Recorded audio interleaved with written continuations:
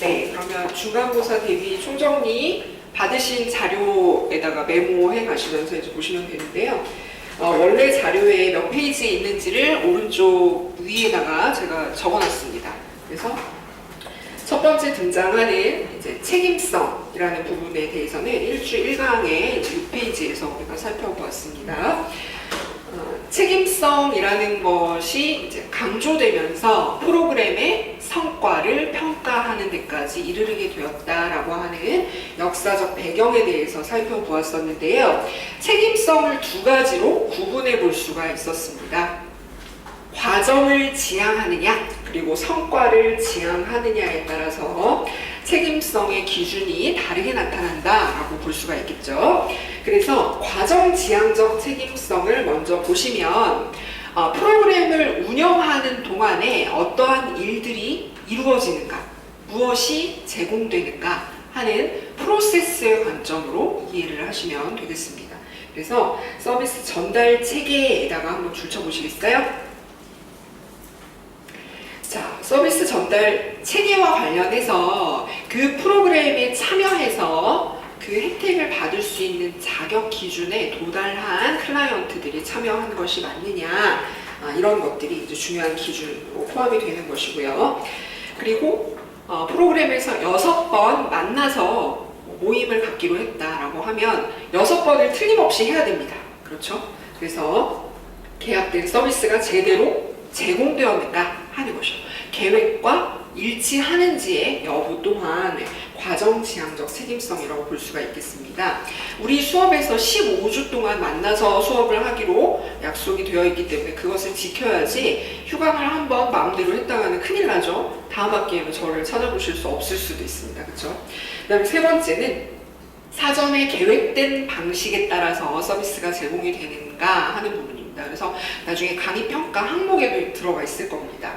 강의 계획서에 따라서 동일한 내용과 순서에 따라서 진행이 되었는가 하는 것도 중요성을 갖는다라고 볼 수가 있겠고, 다음으로는 서비스의 질적인 측면에서 특정 수준을 유지하고 있느냐, 그래서 그 내용을 전문적으로 잘 알고 있는 사람이 담당을 했느냐, 이런 것과도 연관이 된다라고 볼 수가 있겠고요. 서비스 전달 과정, 운영하는 데 있어서 필요한 내용들이 잘 수집이 되어서 관리되고 있느냐 하는 것도 프로세스 측면에서 중요성을 갖는다라고 볼 수가 있겠습니다. 즉, 프로그램을 운영하는 데 있어서 이제 제가 계속 예로 말씀드리고 있는 점프 프로그램으로 생각을 해보면 1회 오리엔테이션이 이제 내일과 모레에 걸쳐서 이어질 텐데, 처음에 온 학생들을 몇 명을 대상으로 서비스를 제공했는지 사진 같은 거 꼭 찍어놔야 되겠죠. 그리고 내일은 스타버스 상품권을 이제 오기만 하면은 선물로 지급을 할 것이기 때문에 누가 지급을 받았는지 사인 같은 것들을 잘 받아서 이제 기록을 해놓을 필요가 있겠습니다. 그래서 과정 지향적 책임성 예로 볼 수가 있는 것이고요. 오른쪽에 가시면 이제 성과 지향적 책임성, 성과에다가 한번 동그라미 해보시겠어요? 성과는 양적인 개념으로 표현되는 경우가 많다라는 것을 기억하시면 정리가 조금 편하실 겁니다. 그래서 서비스 제공 결과, 최종 산출물이라는 것이 양적인 개념으로 기준으로 제시가 될 수 있겠다라는 것이죠. 그래서 제공된 서비스의 총양, 그죠? 몇 시간을 만나기로 했는지 이런 것들이 이제 정확하게 노출이 될 수 있어야 한다라는 것입니다. 그리고 서비스의 단위 비용이 어떻게 되느냐, 그렇죠? 수강료의 개념이라거나 이런 것들이 이제 포함이 될 수 있겠고, 세 번째는 클라이언트의 서비스 종결률, 이것도 양적인 개념입니다.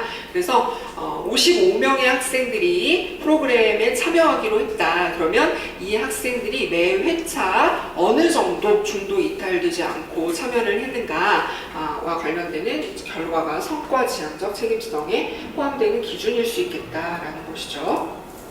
서비스 종결 시 클라이언트의 상태 변화 또한 양적인 개념으로 5점 척도의 측정 도구 같은 것들을 많이 현장에서 활용하고 있습니다. 그래서 점프 프로그램 같은 경우에는 학생들의 자기 주도적 학습 태도가 어떻게 신장될 것인가 하는 부분을 사전 검사와 사후 검사로 비교를 하겠다라고 하는 계획을 가지고 있죠. 그래서 프로그램 6번을 돌리고 나서 사전 검사의 결과보다 얼마나 향상되었는가 하는 것을 비교할 수 있는데요. 그렇다면 마지막에 있는 추후 시점에서의 클라이언트의 상태 변화는 무엇을 의미하는 것일까요? 이것은 서비스 6회가 끝나고 나서 더 이후에 측정 확인하는 것을 의미합니다. 그래서 프로그램이 끝나고 뭐 한두 달 정도 이후에 또 이 상태가 어떻게 변화되었는가, 아니면 계속 긍정적인 상태로의 변화를 유지하고 있는가, 이런 것들을 확인하기 위한 양적인 개념으로서 성과 지향적 책임성에 포함이 된다라고 볼 수가 있겠습니다. 다음 중 책임성의 기준이 성격이 다른 하나를 고르시오, 뭐 이렇게 나올 수가 있겠죠. 네, 그래서 어느 부분에 포함되는 기준인가 하는 것들을 잘 구분을 하셨으면 좋겠습니다. 자, 다음으로는 프로그램을 구성하는 기준에 대해서 살펴보았는데요. 이것은 프로그램이라는 것이 이제 공식적인 조직에 의해서 제공되어야 한다라고 하는 기준이 있었습니다. 그리고 우리가 평생교육 프로그램 그리고 사회복지 프로그램의 예를 통해서 사회적 승인 그리고 책임을 지는 활동이어야 한다라는 것, 그리고 세 번째 내용의 토론도 했었는데요. 한번 발표해 보시겠어요? 목표라는 것이 이윤 추구를 지향하는 것이 아니라 이윤 추구를 배제한다. 그죠? 사회복지 영역에서 이것은 뚜렷하게 나오는 가치 기준이 되는 것이고요. 평생교육의 측면에서도 이득을 내기 위해서 이러한 사업을 추진하는 경우보다는 어느 정도의 활성화시키고 유지를 할 수 있는 정도로서 성과를 내는 것을 목표로 하는 경우가 훨씬 더 많다라고 볼 수가 있겠습니다. 그리고 인간을 대상으로 하는 서비스와 프로그램으로 운영이 되는 것이기 때문에 인간 욕구에 대한 관심을 기본 전제로 한다라는 것이죠. 이 욕구라는 것이 프로그램에서 관심을 두고 있는 가설이라는 것으로 연결이 되었습니다. 그렇죠? 욕구가 있다라고 하는 것은 어떠한 문제가 존재한다라는 것이고, 그 문제를 해결하기 위한 구체적인 내용과 방법을 통해 프로그램의 가설 설정하는 실습을 하셨었어요. 자, 그래서 욕구에 대한 관심, 개인, 학습자, 클라이언트의 욕구에 직접적인 관심을 두는 활동이 바로 프로그램이다라고 볼 수가 있겠습니다. 별표 친 것이 뭐 잘못된 설명으로 이렇게 등장할 가능성이 있겠죠. 네. 자, 그 다음에 이것은 어떤 문제 유형으로 나올 것 같으세요? 네, 점점점 대답은 드리지 않겠습니다. 자, 효과성에다가 한번 발표해 보세요. 네. 몸이 안 좋아서 약을 드셔야 하는 상황이 생겼다라고 했을 때, 그 약 정말 효과가 최고야 라고 표현을 하려면 내가 가지고 있는 문제를 해결해 줄 수 있어야 하는 것이죠. 즉, 프로그램에서 목적으로 설정하는 것에 도달할 수 있어야 욕구를 충족시키고 문제를 해결할 수 있다라고 볼 수가 있겠습니다. 그래서 프로그램이 목표를 성취하는 정도와 관련된 것이 바로 효과성이다라고 볼 수가 있겠습니다. 자, 교육 그리고 학습 상황에서 효과성이라는 것은 성과를 설명하는 가장 대표적인 개념이다라고 볼 수가 있겠죠. 네.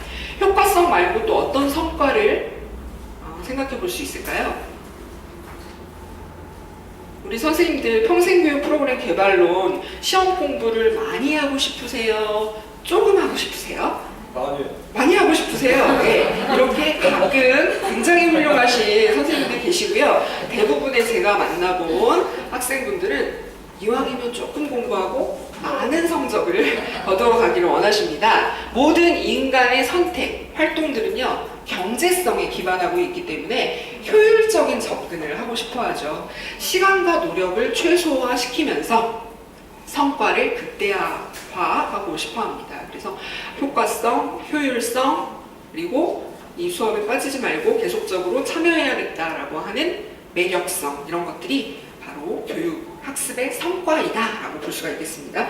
네, 이번에는 효과성을 잘 기억하시면 되겠습니다.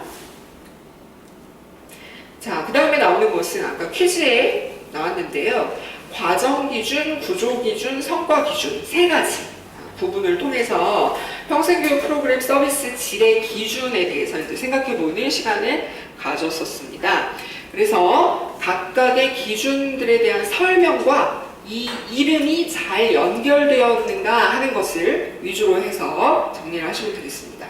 즉, 과정 기준이다라고 하는 것은 우리가 아까 과정 지향적 책임성이라는 것에서 살펴본 것처럼 프로세스의 관점을 담아서 설명하고 있는 것입니다. 그래서 개별 이용자를 위해 행해지는 활동이라는 것이 어떤 서비스가 어떻게 얼마나 제공이 되었느냐 이런 것들을 이제 의미하는 것이죠. 그래서 서비스 이용자들의 문제를 다루고 있느냐 하는 것이죠. 그렇죠? 학습 부진자들을 대상으로 했다라고 했을 때는 이 부진자들이 특히 힘들어하는 것이 무엇인지를 그 문제를 직접적으로 서비스 프로그램을 통해서 다룰 수 있도록 해야 된다라는 것입니다.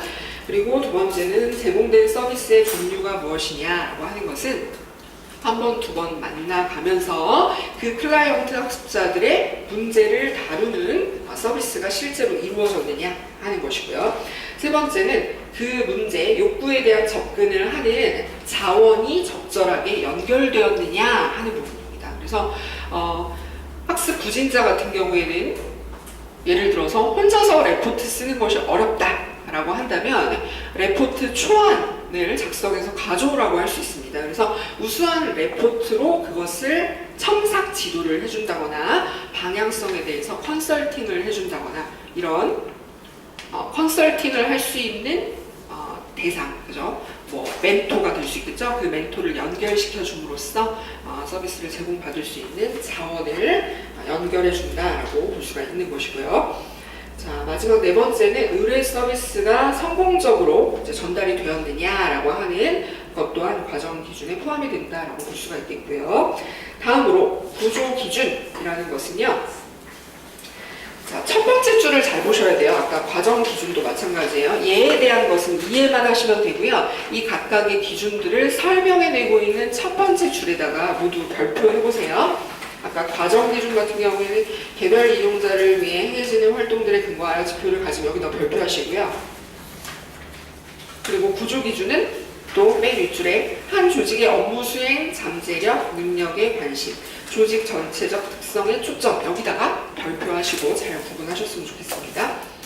즉 구조라고 하는 것은 평생교육기관에서 다양한 프로그램들을 잘 운영하기 위해서 갖추고 있는 조직적인 특성을 의미하는 겁니다. 그래서 행정 담당자가 몇 명인가, 그리고 그 사람들의 전문성이 어떻게 되느냐, 그리고 강의를 담당하고 있는 교강사 인력은 어떻게 구성되어 있느냐, 이런 것들을 예로 생각해 볼 수가 있겠습니다.